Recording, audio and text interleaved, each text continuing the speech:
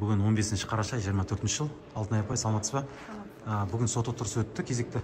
Содан не айтарыңыз бар? 5 ай болды үкімді бұзылғанына. Бұл не деген сұмдық? Заңды белшесінен басып, білгендерін істеп жүр. Бұл қатысты 5-6 лауазымды кісілер қатысы бар осы іске. Сондықтан істің бәрі ашылмай отыр. Демесенов мақсатты сол күйі алдыра алмай отыр. Осы пирамиданың адамдарын осы Египетте қыдырып жатқаннан алып келіп еді. Бұларды мына Алматыдан, Астанадан алдыра алмай отыр оларды. Ол қалай? Ол значит бәрі бірге болып тұр ғой.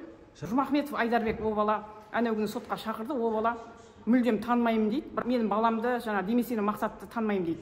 Бірақ сол Демесенов мен мақсатпен жүретін бала екен. Общий бәрі бірге суретке түскен екен. Демесенов мақсат менің ұлым, сосын жаңағы Өмірзақ Нұржан тергеуші бәрі 211 мектепте бірге оқыған. Біреудің үйін сатып, документтерін алып, сол күні сөйтіп құтылып кеткен екен ғой, сол күні. 30 қыркүйек күні салатта, 1 қараша күні құтылып кетеді, сөйтіп менің балам 20 күннен кейін ұстайды ғой.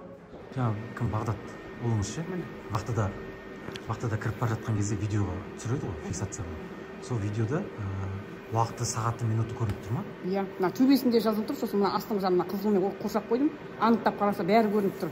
Сол 30 қыркүйек 22 жыл сағат 12-ден 43 кеткен кезде. 12-ден 43 кеткенде, бірдің кезі ғой шамасы. Сосын әрі қарай 40 минуттай жүреді. Енді осыған сараптама өткізді ғой да? Иә.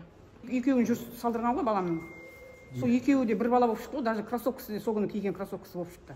Яғни вахтаға кіріп бара жатқандағы кроссовка мен изоляторға кіргенде кроссовка. Иә, екеуі бір болып шықты, иә. Міне мына жаңа кетіп бара жатқан бала. Ал мына видео.